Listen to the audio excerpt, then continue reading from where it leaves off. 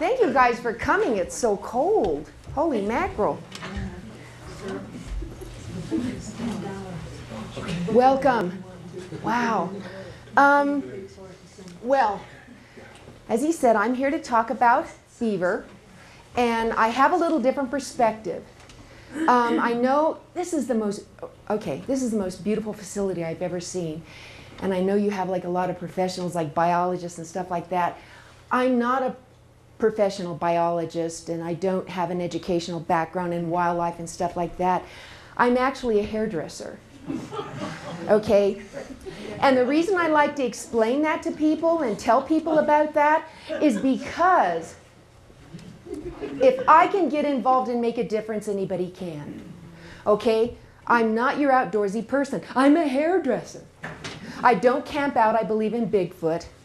I like HBO and soft beds, okay? And I'm just not your regular, you know. But the way that I got involved, I grew up in Colorado, and I've always loved animals. I love animals. But the animals that that really like flipped my switch, so to speak, were like coyotes and mountain lions and wolves and stuff like that, not beaver. The only thing I knew about beaver was that they had flat tails and made jams. That's about as far as it went. And one day, I was scrubbing my floor in Capitol Hill, and there was a story on TV how these beaver were going to be killed for taking down trees on a golf course in Aurora. And I'm scrubbing away, and I'm thinking, oh boy, here we go again. These animals are going to be killed for doing what I guess they do. The Division of Wildlife said they had to be killed. There was no place to put them. So I thought, maybe I could find a place to put them. The Division of Wildlife would move them there. That would be that. I'd feel warm and fuzzy. I saved some animals. The first place I called was Rocky Mountain National Park. They said, we'll take some beaver. So, you know, I called the Division of Wildlife. And you know, if you call your friend, he's going to be excited because you're excited. I called the Division of Wildlife. They weren't really excited. I said, hey, I found a place to put the beaver. And he said, where? And I said, Rocky Mountain National Park. He said, do you know how much money that'll cost? I said, $5 for gas. Gas was a lot cheaper back then, too. And I said, well, I'll do it. And he didn't say I couldn't do it. I think he was kind of shocked. Okay? So then I called the city of Aurora. The city of Aurora was really happy to hear from me. And they gave me the name of the trapper. And I called the trapper and I said, hey, man, if you live trap the beaver, I'll move them. I can take them up to Rocky Mountain National Park. He said, you can't live trap beaver. He said, every time I've tried, they've drowned. And I said, well, I read about it in National Geographic. I saw the picture. I know you can live trap beaver. Well, I'll do it. Okay, now the media's picking up on it. And I was a lot younger then. This was back in 1985. I was real thin, had fluffy hair and stuff like that. And so I found out the Colorado Division of Wildlife had the traps I needed. So I went to the Division of Wildlife to borrow their traps. Now, I'm not a dumb hairdresser, so I took the media with me. So they'd look like jerks if they didn't let me use their traps. I asked this guy, I said, I want to borrow a couple traps. He brings them out, and they were in big boxes. They were live traps, okay? They were live in the boxes. And I'm trying to be cool because I'm a hairdresser. And I looked down at the traps, and I said, you know, could you run through this with me? He said, you'll figure it out. And I did. I did. You know why? Because I'm a woman and not a man, and I didn't throw away the instructions that came with the traps. Actually, I sat on my front yard in Capitol Hill and I cried. But there was a lot of pressure because the TV stations were calling me, the newspaper was calling me, everybody was calling me, and I had to move some beaver. So I went through the instructions with the trap, 1 step by 2 step by 3 step, and I figured it out. The first night out, I caught 2 beaver. That was the most exciting thing I have ever done in my life. It was more fun. Oh my God. Okay. So, moved him up to Rocky Mountain National Park. And you know, a lot of times when you're involved with the environmental stuff and wildlife and stuff, you get to not liking people very much because you see a lot of bad things. Okay, well, what was really cool was I started getting all kinds of phone calls from folks who had beaver and were having problems and wanted the animals moved. Thank you. You know what I'm saying? So that I'm going, that's a good thing. Okay, so I'm moving these animals, and like I said, I didn't know a thing about beaver. And the more I started handling them, remember, I'm a hairdresser, not a biologist. I get up close and friendly with animals. I kiss snakes and lizards. I mean, kiss?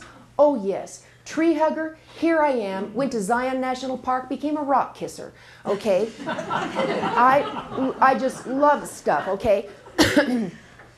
And these animals were so weird. I was messing around with fox and coyotes and even mountain lions, you know, and beaver were different. And I started reading everything I could get my hands on about them. And you know what I found out? We really shouldn't be moving them at all. We should be learning to coexist with them because, in fact, of all the wildlife, they're probably the most important wildlife species we have. We don't think of them in that way, but I'm hoping to change your mind and show you how that's true.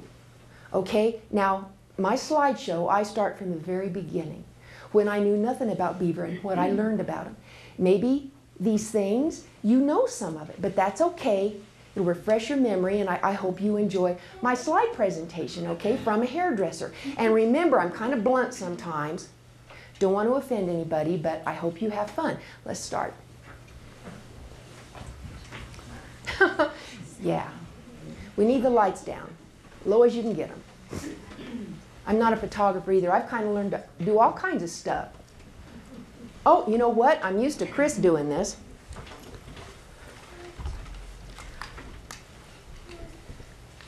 Beaver, Castor canadensis.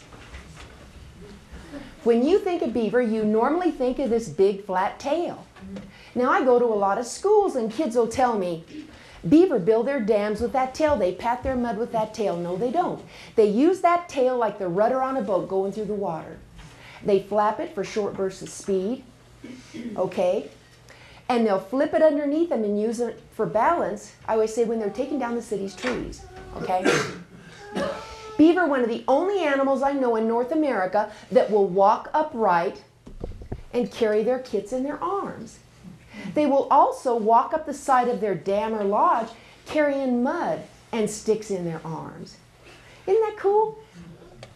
When we think of beaver, we normally think of beaver in this brownish color, kind of brownish red color. Before Europeans trapped beaver almost into extinction, Chris, get up here. I don't like doing this. I want you to do it. I need to say okay. See, because I know I'm going to fall off here and break my neck. I'm not used to that. Okay. We normally think of beaver coming in that color. Before Europeans trapped them almost to extinction, beaver came in all colors, just like us. They were black beaver in the Great Lakes. They were so black that in the sunlight they were blue. There was white beaver in Yellowstone. We had red beaver, silver beaver, blonde, all colors of beaver. Okay? This is probably going on a 2-year-old. All right? Beaver, they come in kids, subadults, and adults. And when they become 2-year-olds, they mate. Next slide. Oh, yeah. In 27 years of live trapping, this is the only blonde beaver that I've caught. Do you know that before Europeans almost trapped beaver into extinction, there were between 60 to 400 million beaver on the continent? Their range was from the Arctic Circle to the northern part of Mexico. Isn't that amazing? That blows me away. This is a para beaver. One thing I learned is when you live trap beaver or live trap anything, it's your responsibility to know everything you can about that animal before you start messing with it. So what you do to it disrupts their life as little as possible. Okay? I found out that beaver mate for life and they're monogamous. So what we do is, and they keep their babies with them for 2 years. So when we live trap, we always do our best to get the whole family and move them together. We do not separate families. This is a pretty good sized beaver. The average weight of a beaver is about 45 pounds maybe. The largest beaver I caught was 67. And I never trap by myself because I'm afraid of water. Unless I'm live trapping. And unless I'm live trapping beaver. Isn't that weird? If I'm live trapping, I'll get right in the water. I don't know, but otherwise I'm afraid of water. It's like a strange thing. And I was trapping, I had to check traps by myself. Now there had been some really hellacious water going down through Clear Creek. And the place I had the trap set, the water was so deep it was over my head. So there was no way I could get underneath the trap and push it up. And it was a steep bank. And the trap was down a bank, and I might as well have been trying to move a Volkswagen. I could not budge that trap, okay? And I was hot, and I was tired, and I was all by myself. And finally, this little man comes down the bicycle path. And I said, "Mister, would you please help me put my beaver in the car?" He said, "What?" But that beaver weighed 67 pounds. Next slide. Next slide. Beaver are vegetarians. Now, you folks probably know that, okay? But a lot of people don't. I get a lot of calls from landowners and stuff saying, "You got to get rid of these beaver. They're going to eat my fish." They don't eat fish. They're vegetarians. The trees they prefer actually oftentimes benefit from the pruning action of their teeth. They're like members of the poplar family, aspen, willows, cottonwood. They like fruit trees, okay? The thing is, and I get excited, I know I'm getting ahead of myself, okay. Beaver take down trees mostly in the spring and in the fall.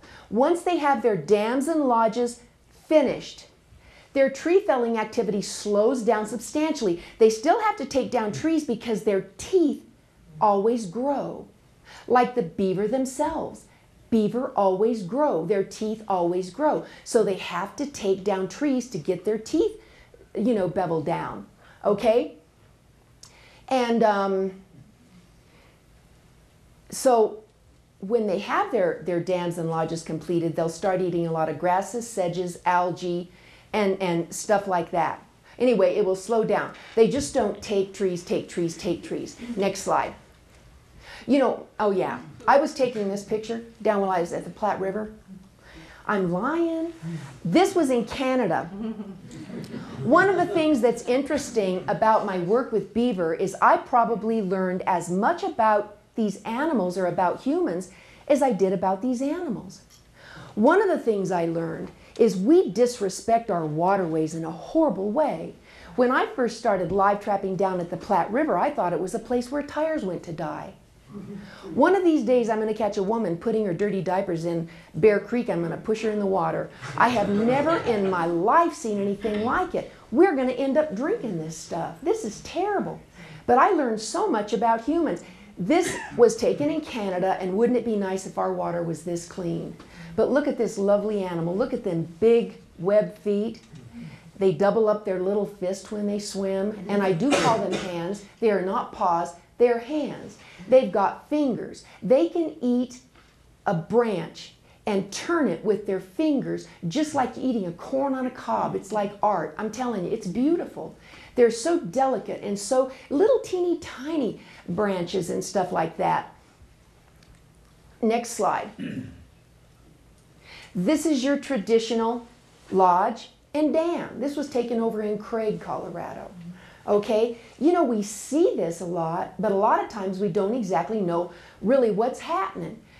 Beaver will pack mud around the outside of the lodge, but they leave the center hollow for ventilation. You know, Chris and I, by the way, Chris Gosser, she's volunteered with me now for 7 years. Say hello. Hello. Okay, we have broken into lodges trying to get one of the adults.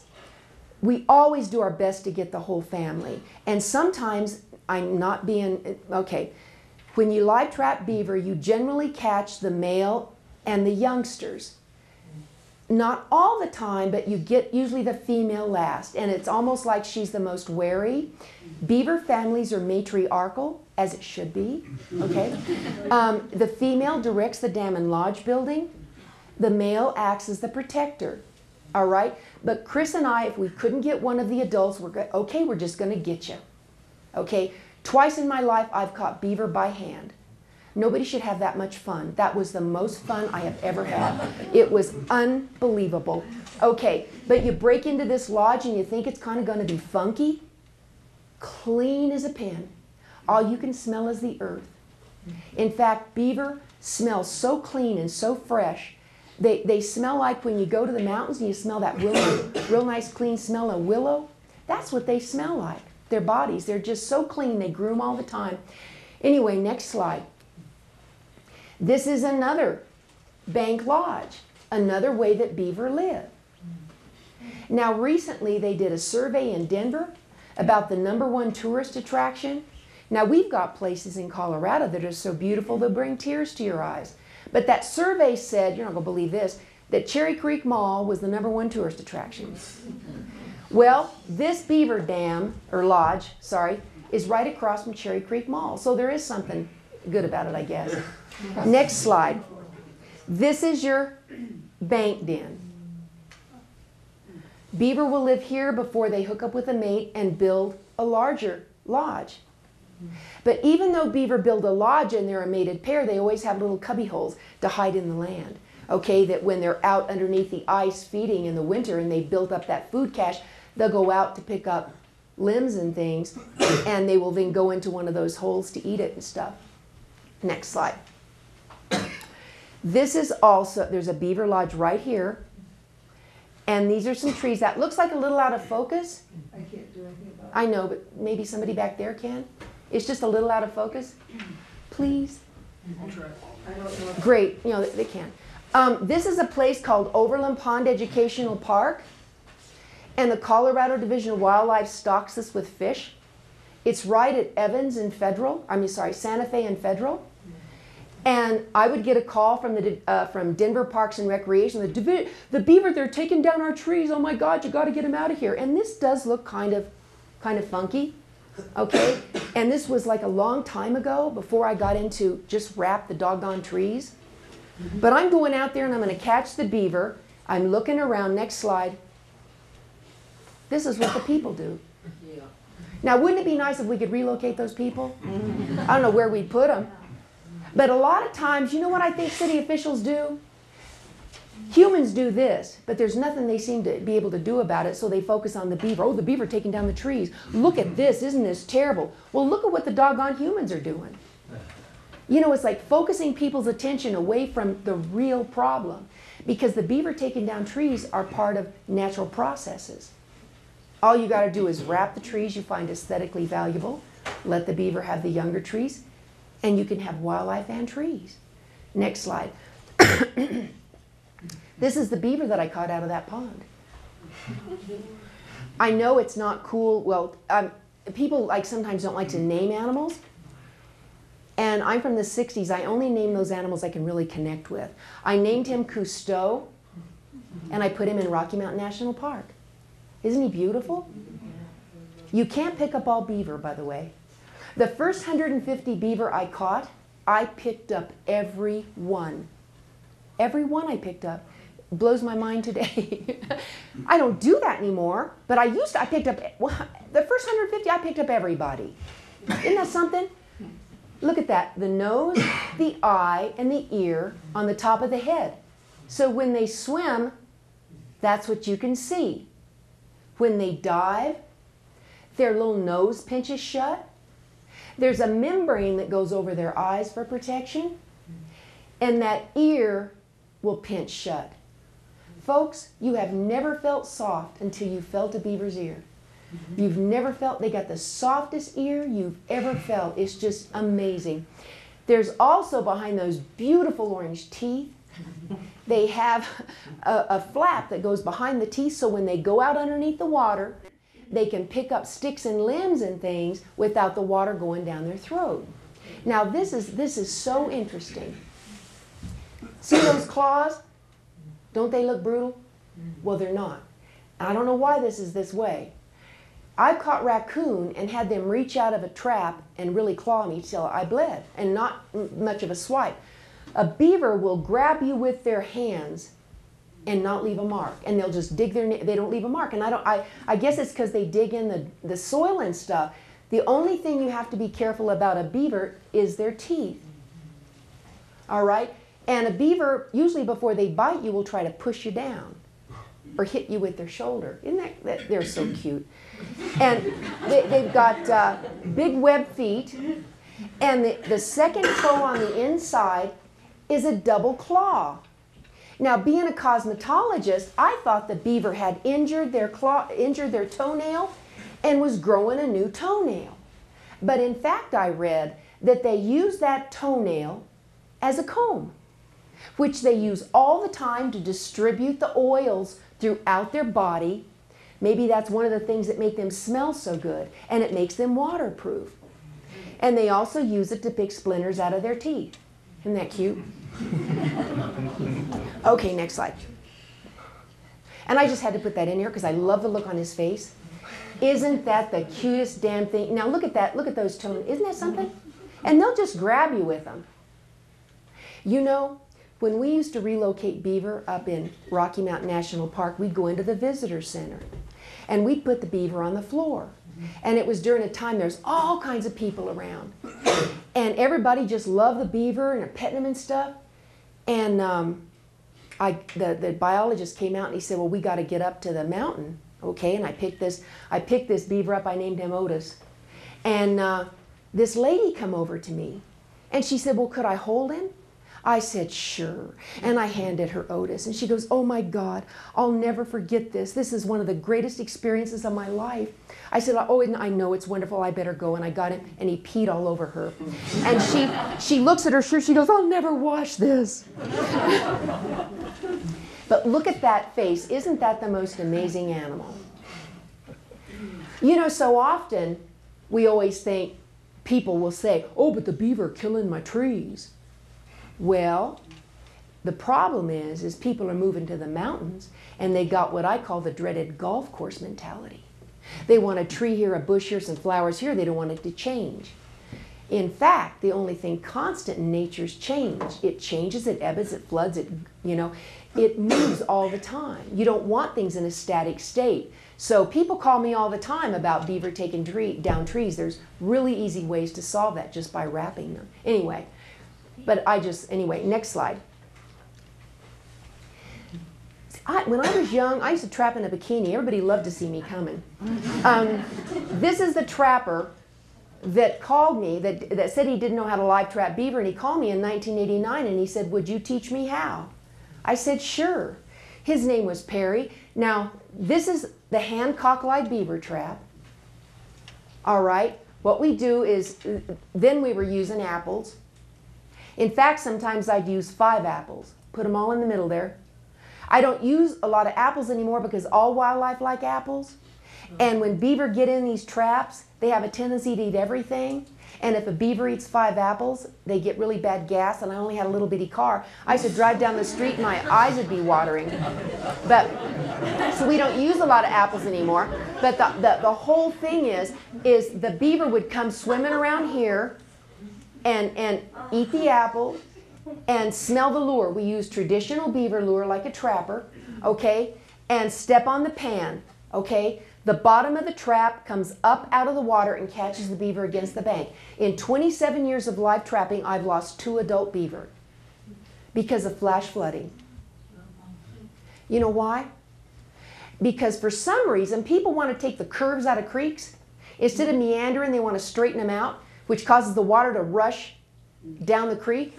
And where we were setting traps, it hardly was raining at all. But up the creek, it rained really hard and it caused a flood.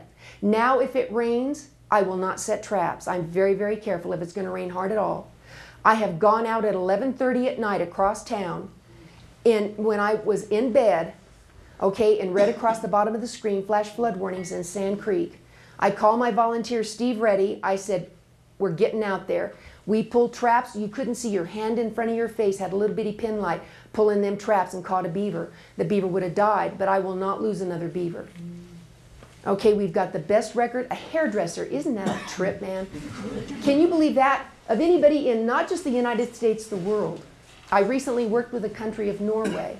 They put out a publication on beaver management, and I did the chapter on live trapping and relocating. I'm very proud of that. Can't read a word of it, but I'm really proud. Okay, the thing here is there's all kinds of reasons that people want beaver moved. In the case of Evergreen, this is where Evergreen gets their water supply, okay, is Evergreen Lake. And they were concerned that the beaver were going to cause giardia. We all know what giardia is. A lot of people know it as beaver fever. That's because the scientists that were studying it were out and about, and as soon as they saw beaver, that's it. Done deal. Beaver fever.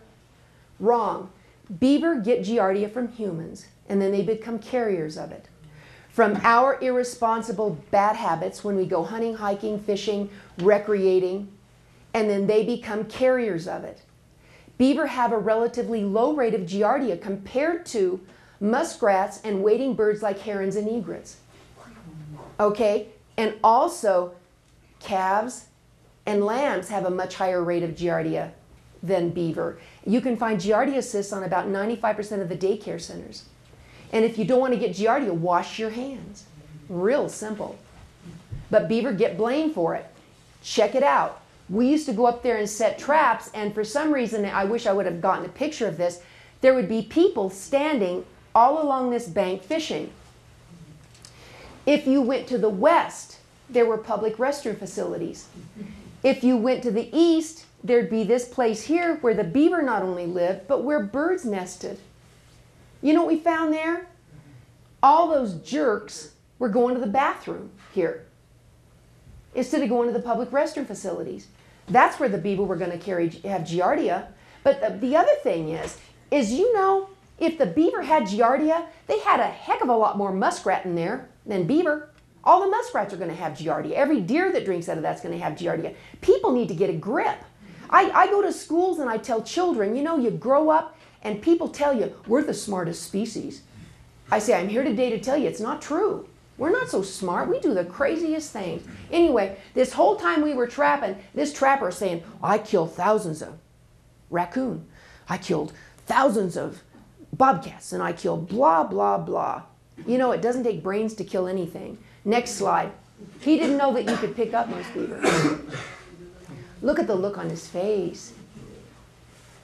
And you know how trappers love to say people like, well, you just anthropomorphize. You give them human habits or human characteristics.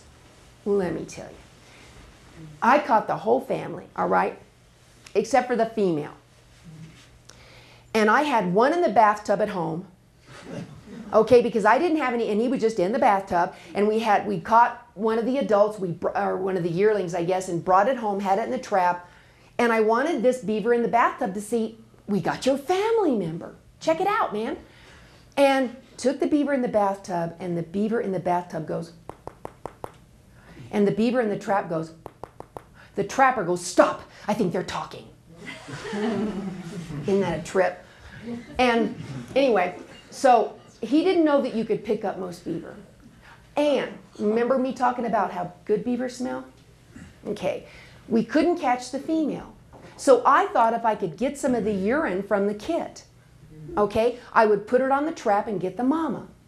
It's real easy to get a beaver to pee. You just got to lift them up and they peed in a bowl. I drew it up in a syringe. There was a woman from the Canyon Courier, and she was doing a story. We were out getting it late at night and it was getting dark. My volunteer was setting the trap, and I was getting ready to put the urine on the trap, and she's asking me questions. She kind of stopped, and I'm waiting, and I took the syringe and I put it a little bit on my wrist, and I'm just smelling it because when it's a little bit, it smells really good. Okay, and she goes, well, what is that? And I said, well, here, and I put some on her. She goes, oh, that's wonderful. What is that? Next slide. One of the things really cool about what we do, okay, very, very lucky, is all kinds of, it's out of focus, please. All kinds of people that want to be involved with wildlife but aren't interested in killing them can come with us and catch animals alive and not hurt them. This guy here sacked groceries at King Soopers. We used to go in there when I was using all those apples and buy apples, and he goes, what are you guys, health freaks? And I said, no, we live trap beaver. He goes, no, you don't. I said, yeah, you want to come with us? And here he is setting a trap down at the Platte River. Next slide. caught a beaver. Can you imagine the next day he goes to work? What'd you do last night, man? I went out catching beaver. Yeah, right. Next slide. This is a well-set trap. This is what a well-set trap looks like. This is what so many people that are the so-called traditional trappers don't seem to be able to do. I don't know why. You notice that there's nothing in the back of the trap. You know why? Because the beaver ate everything. When I first started live trapping and the trappers didn't want me to do this, okay, they said, you can't use those traps. The beaver will break their teeth off in these traps and you'll turn them loose and they'll starve to death. Isn't that crazy? I said, well, they die in your traps, you know? But the beaver do really well in these traps. They do so well, if an animal's under any kind of stress, they do not eat. And the beaver eat everything. Now, the only place we will move beaver from are urban areas, okay? In the cities. When people call me and they live in the mountains, I'm not going to move beaver for people that live in the mountains because we need to learn to coexist with the wildlife up here. The wildlife have no place else to go. So we're real good at camouflaging our traps. The other thing is when we set traps, we set them about 3 in the afternoon. We pull them every morning. We never leave a beaver in the trap, ever, not one time ever. I was teaching a class in New Mexico for the Fish and Game there and talking about how we set traps and why it's important to check your traps. And this guy, he said, well, we're just too busy to do that. You know, we can't get back there for 2 or 3 days. I said, unless you get in a car wreck and you die, you check your traps because the beaver don't ask to be there. So it's your responsibility to care for these animals. Anyway, next slide. Sometimes we get 2 beaver in a trap. One time I caught 3 kits and an adult. And the interesting thing is the little kits are most often with their father. Can you focus that, please? Only one time in 27 years, I've caught the babies with the mother. Remember I said it's a matriarchal family? 4 to 14 days after the kits are born, they start eating little tender shoots and leaves brought to them most often by their father. Isn't that cool? And when they have the kits, they stay with them for 2 years, and the whole family participate in the caring of the babies. I just think that is so cool. Next slide. One time I caught 3 geese. Their mother was so mad at me. And that they liked the apples, and that's when I really stopped using apples. Next slide. One time I caught 2 adults. Nobody was hurt. Isn't that cool? Next slide. Caught a raccoon. You have to be real fast if you want to love them. They will nail you. Next slide. This is another thing that's so interesting. These kids went with me. You're going to have to stay up there because it's so out of focus, sweetie. This was, you can see it's kind of cloudy. This is about a mile from where I live. And the week before I'd caught 3 kits. And went back a few days later, we caught the rest of the family. And the important thing here to know is this guy here was just using the bicycle path. And he was so angry because we were taking these beaver out. Even though the city had called me and said, you got to get rid of the beaver, the people are complaining that the beaver had taken down the vegetation. What I realized is that most people like the animals, but they just don't call and say thank you. We appreciate them. It's so normal to call if you have a complaint. And so the cities are getting an imbalanced view of people's likes and dislikes concerning our urban wildlife. So I tell kids all the time, if you like the animals, call and say thank you. Because the cities really do get an imbalanced view. Anyway, one of the things that's so interesting about beaver with all fur bearers is they breed according to the availability of food. If there's an abundance of food, they will have larger litters. When there's not a lot of food, they'll have smaller litters. Sometimes trappers will tell you, well, you've just got too many beaver. We're just going to kill a few. Just kill a few. What that does is, when you remove a few, that causes the age of first reproduction to go down, litter size to go up. So after the first year of trapping, you have more beaver than you would have if you would have left them alone. That's so important because trappers will tell you that.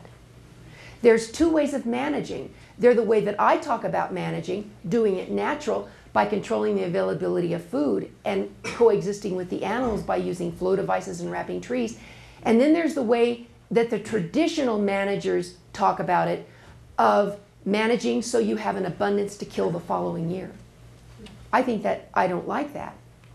I think that's a bad thing. Anyway, I took the animals home. People will say, these animals have no feelings. Okay? Nothing could be further from the truth. Next slide, Chris. Took the beaver home, let the 3 beaver out of the trap. They were all over their parents. Even the big beavers sound like that. Next slide, let them out of the trap, went all over the backyard. I'd read about it in Beaver World by Enos Mills, about he was sitting on a rock and watched all these beaver in a line going up over this mountain. I thought, what's he smoking? And I thought, wow, I was really surprised to see that. They really do that. Next slide. Got to be, looking in the window, had little beaver handprints all over the sliding glass doors. Next slide. The beaver in the bathtub. When I first started live trapping, the Division of Wildlife wasn't really hot for me to do this. And I did have 2 traps, but I had no cages at all. And whenever we relocated beaver, we would literally carry them in our arms to wherever we were relocating them. Amazing. Like I said, the first 150 beaver, I picked up everybody. Next slide. When we get home, put them in a cage, and they generally, you say, I know this sounds weird, you say, go on in there, baby, go on. When I live trap beaver, I tell them everything I'm doing. And I tell them it's going to be okay. When we've held beaver in the backyard, and it's not the best of situations. The cages aren't great. We give them plenty of food and water, but it's not great. I've never lost a beaver one time, not ever, not once. We need more hairdressers doing this, okay? Next slide. We give them plenty of food, and we trim trees down at the Bear Creek, and I finally got, after 27 years, I finally got Denver Parks and Recreation permission. But we don't charge them anything, so we're trimming their trees. We cover them up, keep them cool. That's the most important thing, is to keep these animals cool. All right? And I keep them until I get the whole family, and then they're moved together. I don't start live trapping beaver until the middle of June. That's when the kits are out of the lodge. Okay? Beaver mate January, February. They have their babies sometime in May. Next slide. This is really important. This is my old car bud, and we'd put ice on the cages, poke 3 holes in them, and let the water slowly drip on the animals to keep them cool. So you keep them well ventilated and you keep them cool. We drive down the road, people used to say, what kind of dogs are those? But the reason this is important is there was a state wildlife agency, I don't know if it was in Utah or Idaho, that was relocating 6 beaver and killed 4 because they let them get too hot. Okay? Isn't that crazy? And remember, and I don't know what state it was, that they were relocating black-footed ferrets and they all died because they let them get too hot. Why can't, we have to have empathy for these animals. Sometimes people want to be so standoffish. Oh, they're just a wild animal. No, man, they have feelings. They fear, they have joy, they have sorrow. I've seen it. They're closer to us than we're comfortable with realizing, because it keeps us safe, I think, with the way that we treat them. Do you know what I mean? They really do. They're amazing animals. We've never lost a beaver during relocating him, not one time, not ever. Next slide. 27 years ago, when the Division of Wildlife said we had too many beaver, there were beaver all over the state, I'm still finding people in places that want them. These beaver are needed. This was a place years ago, back in 1986, 87, that wanted fishing ponds, okay, so they could fish. It was a fishing club. They contacted a human engineer. She was going to charge 20,000. You know that was a long time ago for just 20,000 bucks to build 3 doggone ponds. And they said no. They saw me on TV. They gave me a call. They said, could you bring us beaver? I said, yeah. Next slide. Couple of beaver. Like, you want me to do what? No, look like that. I want you to notice the flexibility of the tail. Isn't that something? How flexible it is. Next slide. Went back about 3 months later. This is what we found. They'd already started. Now this is really, really interesting. If you take water here, a vial of water, and you take a vial of water there, and you set them on a table, the water here has less suspendable solids than the water here. When the beaver build a dam and slow down that water velocity, all those suspendable solids and pollutants and everything settle out behind the dam, which builds up the ground, raises the water table. So beaver improve water quality. Next slide. Here's the dam. The water here is fingering out over the land, reaching that plant life, promoting biodiversity. The amount of water that you see in their ponds, there's about 3 times that underneath the ground. Isn't that something? They can recharge the aquifers. Next slide. I went back a couple years later. Next slide. Look what the beaver did. There's their little lodge. So why do they build the dams? They build the dams to impound the water. Beaver are not very aggressive, as you can see. They need that water for protection and also to access food. Okay? When they raise, it's much easier to float trees back to the dam than it is to carry them, you know what I mean? So yeah, they raise that for protection. Beaver are beautiful. In the water, they're just like a little torpedo. But on land, I can catch a beaver, so you know they can't run real fast. Next slide. This is a good beaver habitat, a good riparian area. Next, you can see this human here, one of our volunteers. Next slide. This is a drag. Out of focus. You know what? I got here early today to find out my slide projector didn't work, so we had to borrow one. Isn't that amazing? Heart attack. Anyway, so they will have like a specific place that they'll climb up and take aspens and drag them back to their pond. If you have any questions, anybody ask me. I don't want to forget anything. I always forget stuff. Next slide. They also mark their territory. You hear all the time about beaver living in colonies. I don't call them colonies. I call them families. To me, if you and I lived together with your friend and a bunch of people, it'd be a colony, right? But it's not. It's a family. And beaver are very, very territorial. They don't like any other beaver coming in their territory. So they mark it. They let other beaver know this is where I live. Now, I've seen lots of scent mounds. And they're little mounds of sticks and mud. And, you know, they don't look like nothing. But you bend down and you smell them. They smell real sweet, you know.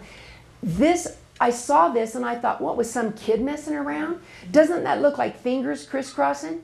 That's a scent mound. I've never seen one like it. I just included this. I think it's so interesting. This is my camera case. And that's a beaver did that. I just love that. See his little handprints there?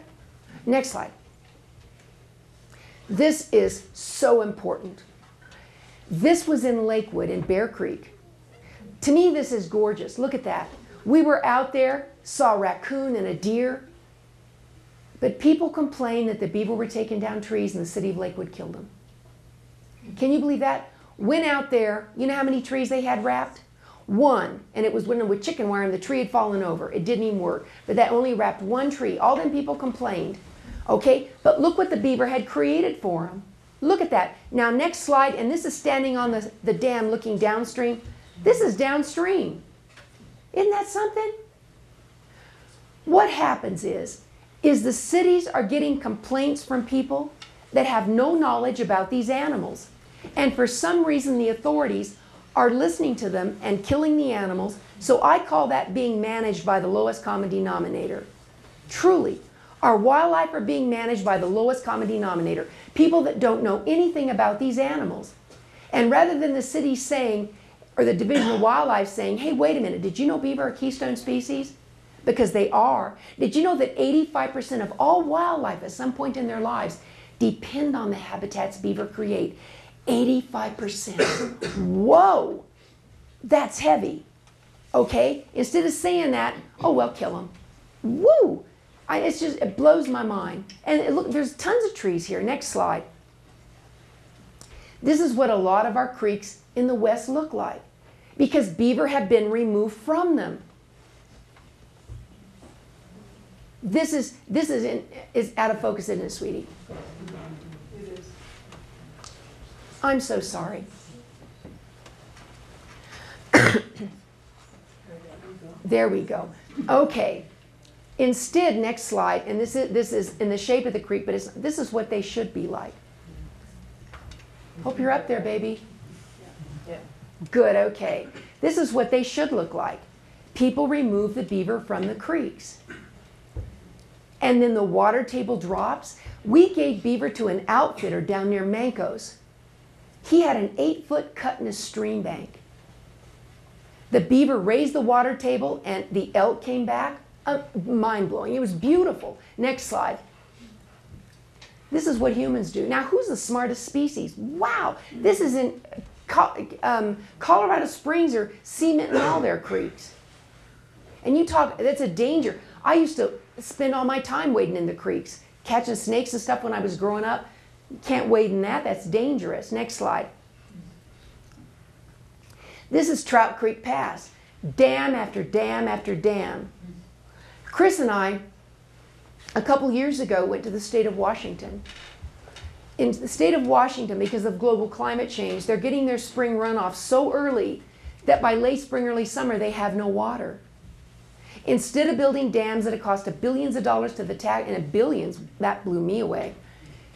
Instead of building dams that have cost billions of dollars to the taxpayers, they want to relocate beaver to the headwaters of the creeks and rivers and have the beaver be the water storage and flood control engineers. Well, you know something? Their wildlife agency said, but you can't live trap and relocate beaver. And so they had me come to say, oh, yes, you can. Can you believe that? I mean, I just get blown away all the time. Next slide. And cows. A lot of times people think cows are bad for the land. If you keep them moving, they can be really beneficial. But you have to manage them, not just leave them in one place to overgraze. This land here, next slide, this guy here manages 20,000 acres on the Colorado-Utah border. And all the beaver were trapped from his habitat when one beaver pelt was worth more than an acre of potatoes. Look what it did. Next slide. Even sheep ranchers. I had to change all my jokes, my sheep rancher jokes. He loves beaver. He actually likes some coyotes. Isn't that a trip? I love it. Isn't this amazing? Ed Garrison lives over near Montrose. Has a lot of sheep, a lot of land, and does elk hunts. And he wants the beaver to impound the water to make it better, not just for the wildlife, but for his livestock. Next slide. And this is just, the thing is beaver are fabulous for the environment because they are a keystone species. Do you know, even our Colorado Division of Wildlife, now it's Colorado Parks and Wildlife, they talk about habitat restoration all the time. A lot of organizations do habitat this, bring back the habitat, blah, blah, blah. And in all of the Division of Wildlife's information, not one time do they talk about beaver. If you're talking about habitat and you're not talking about beaver, you don't know what the hell you're talking about. It's as simple as that. Talking about habitat and not talking about beaver is like building a table with no legs. Because beaver are a keystone species. They create a healthy aquatic ecosystem to get that foundation, to bring back the water, to create that wildlife habitat. I'm telling you, that's why they're one of the most important wildlife species we have.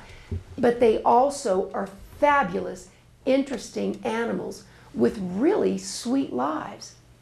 And that's important to know too. Because so often people talk about live trapping and relocating beaver. I talk to them across the country and in Canada who talk about them and talk about taking them as they catch them and just dumping them. Oh my gosh. When we relocate kits, oftentimes they'll grab onto the adult and the adult will pull them all around the creek, all around the pond. The adult will dive with that little baby holding onto the back and then pop up and there that baby still is hanging on. So what I try to do is talk about not just how fabulous they are for the environment, but how neat they are. It's sort of like full circle. And we're getting into conflict solutions in a little bit too. Next slide, and I'm sorry about my voice. This guy, his name is Dave Hort, and he was the district wildlife manager for the Colorado Division of Wildlife. This man walks on water. I loved him. He was a hardcore, I mean, wow, you know, hunter and stuff. But he realized how important beaver are to the environment and also to Colorado cutthroat and greenback cutthroat trout, which is an endangered species. Now, some of these people, I've had more fun with them than I've ever had with anybody.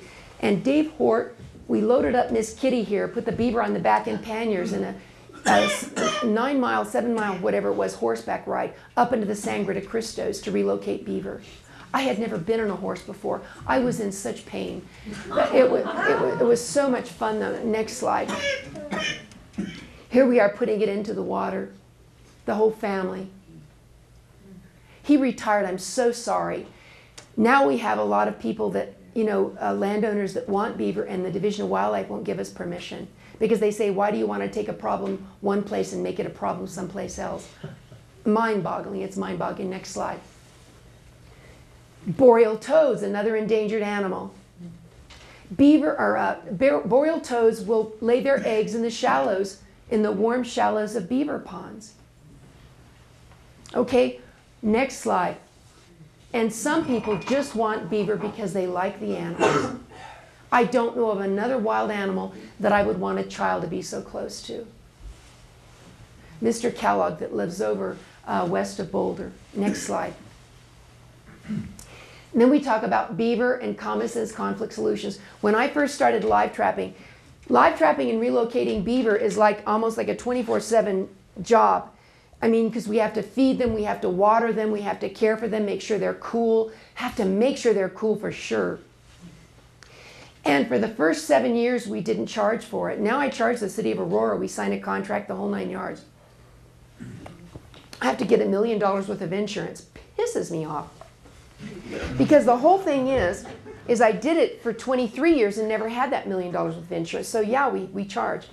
I don't make anything from it. It all goes to Wildlife 2000 to allow me to travel and to do our information and stuff like that. And anyway, but even though we make money from doing it, my whole goal is to talk you out of it.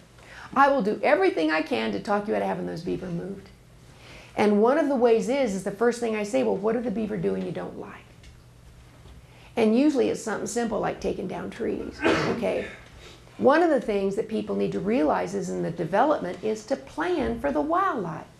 Wildlife live here too. Colorado is their home too. So when you plan a development or a home or whatever, plan with the wildlife in mind, then they will never become a problem. I believe that there is no such thing as nuisance wildlife, only uninformed and irresponsible people. Maybe that's a little harsh, but that's your hairdresser talking, sweetie. One of the things is when they do developments is plan for the animals. This is heartbreaking. Next slide. This is the San Miguel River in Telluride. They just choke the crap out of that river. Rivers are not supposed to be straight. I'm a big old girl now. They're supposed to be curvy like me. They're supposed to meander, slow down, get that water touching everything, man. Next slide. Get kids involved. Identify and scat, planting trees.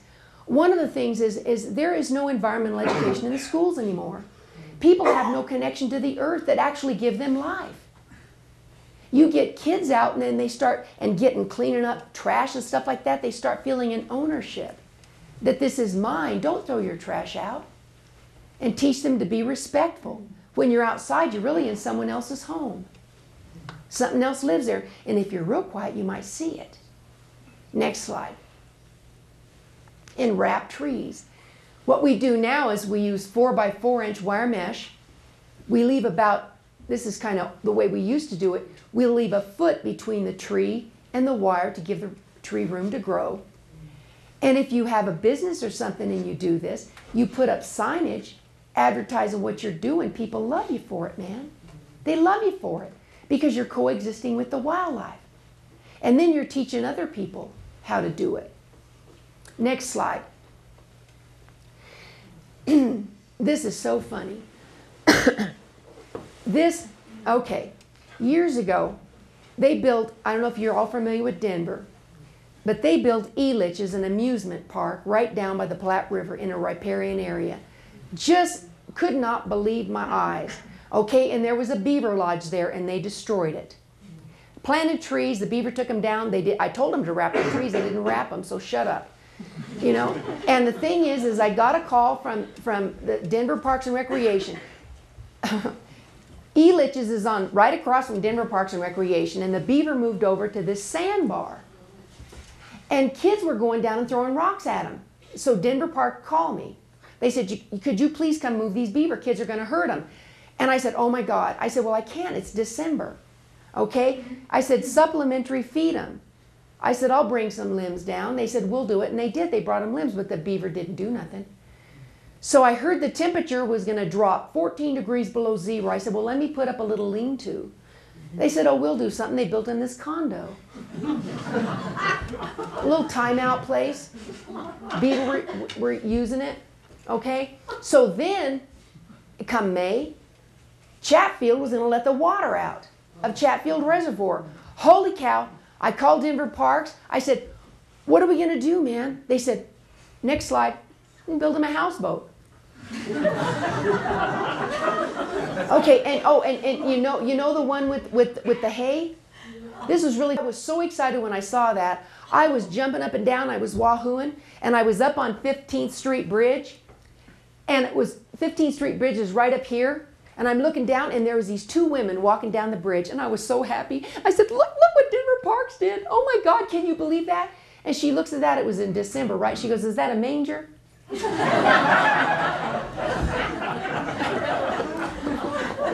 Okay, next slide. Come June, we caught the beaver. This was the deputy director of the time. And we put the beaver family, the whole family, right outside of Rocky Mountain National Park at McGregor Ranch. Okay, so the thing is when somebody has a problem with these animals, if they have to be moved, you kind of have to bide your time to make it good for them. Okay? You just don't do it because somebody's got a problem with it, because somebody's got an issue, because they don't know what they're talking about anyway. So you got to educate them, and you said, wait, we got to make it good for, it's got to be good for you, it's got to be good for the animals too, sweetie. You know? And so that's what you do. We fixed it until they could be safely moved, until it was good for them too. Next slide. Oh, the days of glory when I was a skinny broad. Beaver, you know, people will say, like to supplementary feed, because sometimes to bide time about moving animals, we'll supplementary feed them so they won't take down the trees. Beaver take it. Real simple, real straightforward. But a lot of times people say, well, just like give them wood or something like that. Beaver eat the green living layer between the bark and the tree. And they eat the leaves and stuff like that. This is about a mile from where I live. Next slide. Oh, this is so good. This is Long's Peak Inn. Isn't that gorgeous? Up in Rocky Mountain National Park, right outside of Estes Park. And Highway 7 goes across in front of it. Next slide. And the beaver had plugged it up. A couple of years before, the highway, Colorado Department of Transportation killed the animals. And the people were really angry. Made a big stink about it. So they did it this time again. They tried to jury-rig this pipe in there. Didn't work, you can see. And they were real concerned that they were going to flood the road. The road's going to break or something, and cars are going to get all messed up. So in 1999, I went to the Colorado Department of Transportation. I said, let me put in a flow device. Brought my friend out from Vermont. His name is Skip Lyle. He worked with the Penobscot Indian Nation for 12 years. And developed a flow device that works. Okay, next slide. Called a beaver deceiver. Notice this arm right here coming out. This is a really narrow passageway. If you come up with a solution for a wildlife conflict, you have to make it good for the animals too. It's just being ethical. And this is good for the animals too, because this is so narrow that they can't take food in their mouths to plug up the culvert, but it's just wide enough that they can go through here, go through the culvert to the other side, not have to go over the road and get hit by a car. Isn't that something? This flow device has been there since 1999. One of the drawbacks for flow devices is, well, you got to clean them all the time. Since 1999, I have cleaned that flow device maybe twice. Took me to about 10 minutes. Okay, didn't really even need to be cleaned. They work. If somebody puts in a flow device and it doesn't work, they just didn't do it right. It's as simple as that. We use top quality material. We use 4 gauge, which is really thick, 6 by 6 inch wire mesh. You cannot buy this stuff at Hugh M. Woods or Home Depot. You have to go to a place that has construction materials. They come in panels 8 foot by 20 foot long. We use pressure treated posts 8 foot long, 8 inches wide, in diameter I should say, and we use braces. These flow devices work. Last year we had some real high waters and a root ball of a tree came down and smashed in the side of it. It looks like hell, but it's still working. You know, we've got to get in there and fix it up, but it's still working. Next slide. This is Skip Lyle. We put this is McGraw Ranch. This was also the second day of our conference. We did a conference in Rocky Mountain National Park called Beaver and Common Sense Conflict Solutions. This flow device here, it's still a beaver deceiver. You see how it looks different? So often humans, when they do something, they make it cookie cutter. But that's not nature. Each flow device looks a little different because each side is different. Okay? This one is beautiful. There was a double culvert here. This ranch was donated to Rocky Mountain National Park and they were opening it up as a wildlife educational center. But Rocky Mountain National Park was spending thousands and thousands of dollars cleaning this culvert out every year. So I asked them, let's put in this flow device. This beaver deceiver has been there since 1999. I've never cleaned it. Now there's a beaver dam here. I'm still using slides. I need to go to God, I'm so old-fashioned. If anybody could help me, I'd love that, you know, to get in do a computer or stuff like that, because I've got a lot of new pictures, but I just don't know how. I'm a hairdresser. You know, I can cut your hair real good, but there's beaver all around here. Sometimes this is a complete pond, and this flow device is still working, never been cleaned. If you go across the road, next slide, this is what's across the road. Beaver dam after beaver dam after beaver dam. You can just see the trout in here. Isn't that something? What our flow devices do is keep the animals in the habitat where they belong, and they solve the problem. So you don't have a conflict, and the beaver are not causing a problem. We can coexist with them. Next slide.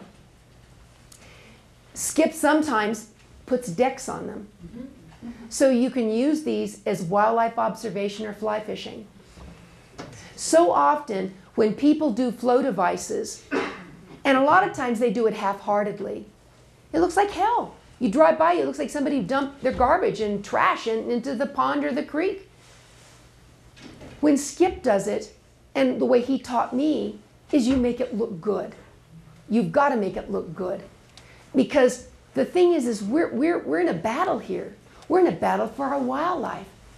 And somebody's not going to, if they have a nice home, they don't want to put something in their yard or in their property that looks shabby. And so you make it look good and, you know, make them feel good about it. It's better to wear a white hat than a black hat. They're more likely to go that way. Next slide. This is a filter. Next slide. This was 8 feet in diameter. This was over near Durango. The whole point of this, we put 2 double wall polyethylene pipes in, all right? This filter goes on the end of the pipes. The water's coming through here and then coming out here underneath the culvert. Go to the next slide, Chris, then we're going to go back, all right? I'm sorry, go forward again. Oh, sorry. Okay, this here, where you put the pipes, that dictates the water level back here. Once this fills up, it will not get past the end of these pipes. Okay, now go back, Chris. What this does is this filter is large enough. The water's coming through these pipes. The filter is large enough that the beaver don't hear the water going into it. They don't feel it. So they don't mess around with it. If they build a dam in front of this other wall, this other fence here, it won't do them any good because the water's going through the culvert from back here. It's almost like that magic trick, the left hand doesn't know what the right hand is doing. You know? And they work. Next slide. Keep going.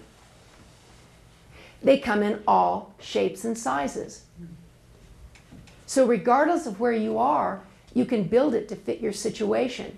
As long as you use 4-gauge, and I'm serious, 4-gauge wire mesh 6 by 6 inch. My book, it's available, great price, $10, goes step by step on how to build them. And my phone number's in there if you have any questions. Next slide.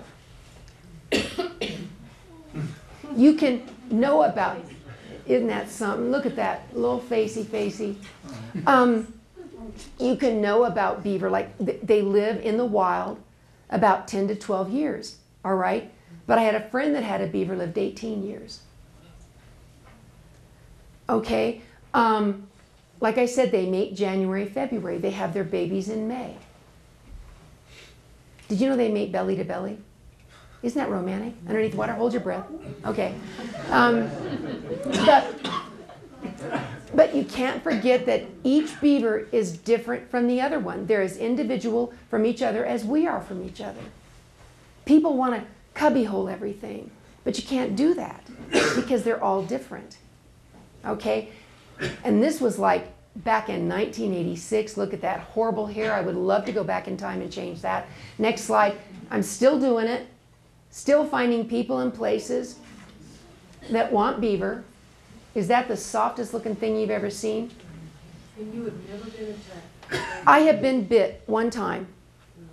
Now I'm real fast, but the thing is when we used to relocate beaver, and we used to carry them in our arms to the place we were going to relocate them, I didn't have any cages and I didn't have any air conditioning in my car. We just have to roll down the window. The beaver got real warm. And when we were carrying him to the place we were going to relocate them, he heard the water and wanted down, and he bit my hand. So that and I believe that if you're messing around with wildlife and you get bit, that's life its own self. Don't complain about it. You know, it's just not that big of a deal to me. And I'm a hairdresser, and it's not that big of a deal to me. And the thing is being bit by a beaver, their mouths are so clean that I've never worried about it. The other disease they get, by the way, that I want to talk a little bit about is tularemia. Okay, tularemia, if you get it, it comes in flu-like symptoms and unhealing lesions. And there's 2 kinds of tularemia. There's the kind that beaver get in an aquatic ecosystem, and then there's the kind that you get in the plains like rabbits get. They call it rabbit fever. Okay, it's very contagious.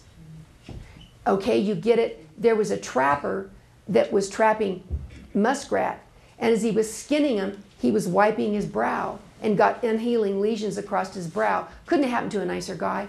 Then there was a woman who went to a meat market and was buying rabbit and had pricked herself in the arm. This was in the 40s. Pricked herself in the arm with a hat pin, put her arm up on a counter, and got tularemia. I've talked to a scientist about tularemia that developed actually a vaccine for it. He said if you get tularemia, you go to the doctor, they'll usually give you tetracycline. 10 days after you stop taking the tetracycline, the tularemia will return. The cure for tularemia is streptomycin. I just love stuff like that. I love it, love it, love it.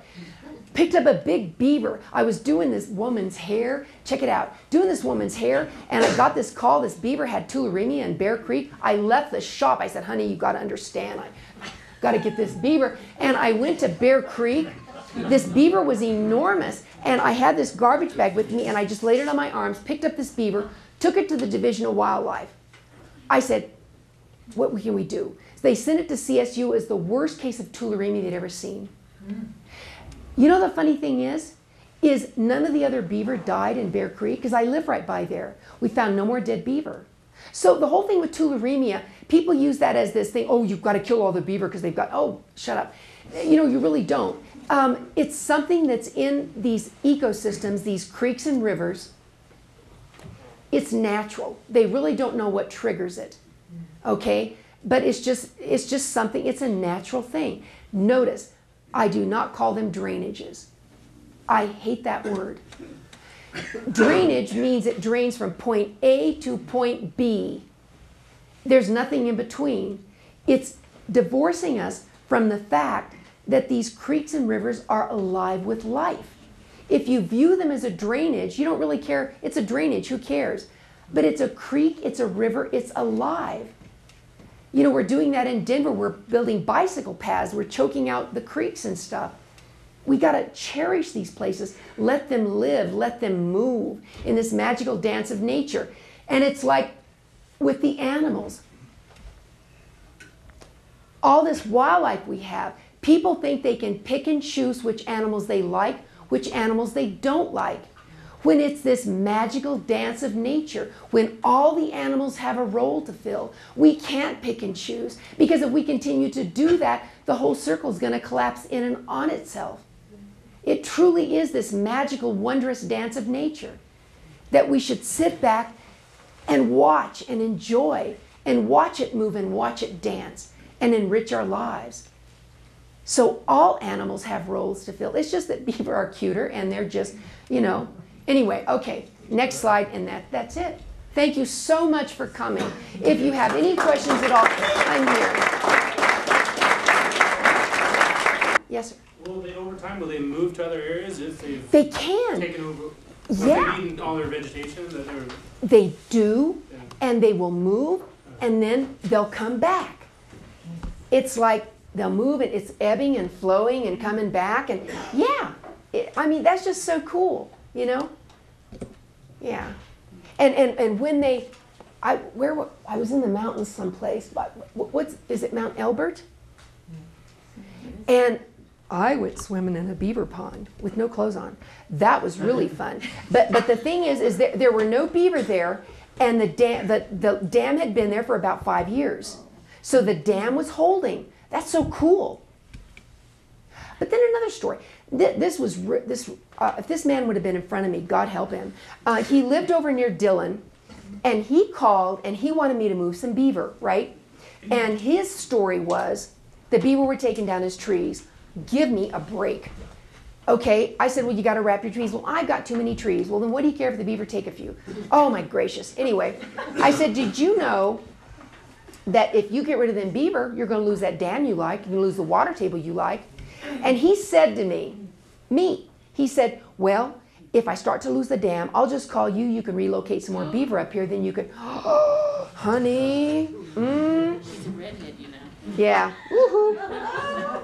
Anyway, those are the kind of calls I get. People are crazy. I know I didn't cover everything. There must be something. Yes, sir. The handling of the beaver, the beavers obviously didn't seem to have any problem with being handled. Yeah, and did their handling have any effect on the beavers later on? No, that's the other thing. That's what's so cool. Oh, I love this. Did you know when you the Division of Wildlife said, well, you can't imprint them. You're going to imprint yourself on them? Oh, come on. A beaver, because they're just not aggressive, okay? You can handle them. I've crawled in a cage, body to body with a big old beaver, trying to get the kid out of the back because it got real cold at my house and I wanted to bring him in the house. I was fine with it, okay? But once you turn those beaver loose, they're gone. You can't go, and here they come. You're not going to imprint them. People tell you that, so you don't mess with nothing. Oh, you're going to make friends. Oh, maybe other animals that, I don't know of any other animals that do that though. But beaver do not imprint on you. Just because they're not aggressive and try to bite you does not mean that you're making a pet out of them, because once you turn them loose, they are gone. This is such a good story. I got a call from this woman who lived near Parker, on the other side of Parker. And she got a call. This was maddening. This guy downstream was saying that she had to get rid of her beaver because the beaver were taking the water. Oh, give me a break. And so they were causing pressure on her, and she wanted me to move the beaver. So when I got out there, I set 5 traps. She had 5 beaver. Honey, we're good trappers. We should have got 5 beaver, at least 4, and come back, get them all in 2 nights. I caught 1 beaver. I thought, whoa. Had the beaver in the trap and took it out of the water, and the beaver turned. There was a hole in his side, a hole that I could stick my fingers in. There were no more beaver. Either coyotes or dogs killed his family. Okay? Freak out, took her home, and I treated the beaver with salve and with hydrogen peroxide. Okay? Had him for about 7-8 days. Was starting to heal. Didn't want to keep him any longer because they don't like it. I don't like it. It's probably harder on me than it is on them. Chris and I took it to the sheep rancher's land. Okay? We took it to a nice private little pond. The injury was healing. And I hadn't been really friendly with this beaver. You know, I talked to it, assured it that it's going to be okay. You always tell it it's going to be okay, baby. They feel it. Okay? So we got it down to this pond, and I wanted to stand on one side of the pond and then have Chris and him, Ed, release it, and I was going to take pictures. So they released it, and the beaver was really happy to be free. He went and he started chewing on some bushes, swam, smelled some stuff, dove under the water, came up, and came over to me. Got out of the water, walked up to me, held up his hands, and looked at me. And I started crying, and I said, "You are the most beautiful thing I've ever seen." And I kneeled down, and I patted him. And then he got back in the water, and he swam off. Wow, you know? That touches me. So you don't imprint them, but there's just something special about them if you let them be that special with you. Awesome. Let's all give a round of applause. Thank you.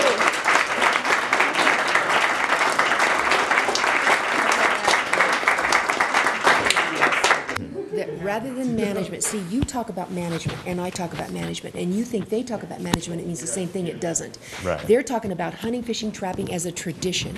Okay. We're talking about management of keeping animals in a habitat and have them sustained, realizing that the population is going to grow and drop, but the highs and lows are going to be much smaller. They're not going to be so exaggerated as they would if they would kill trap them.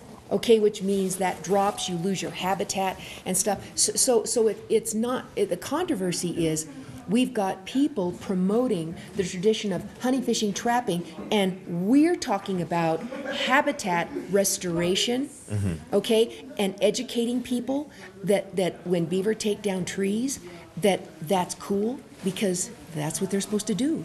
And that in fact, a lot of the trees benefit from the pruning action of their teeth. But humans have tunnel vision. What they see in front of them is they think that that's all that there's going to be. You have to It's just going to be destruction. Right, and they also have the horrible golf course complex, which they move from the city to the mountains, and they want a tree here, a bush here, flowers here, and they don't want it to change. They want it to stay the same. The only thing constant in nature is change. For a habitat to be healthy, vital, and alive, it's going to change. But they have to be taught that because no one's ever told them that. So then they call with an issue, beaver taking, remember that. They call with an issue, beaver taking down trees, and instead of saying, but did you know, the Division of Wildlife says, well, shoot them.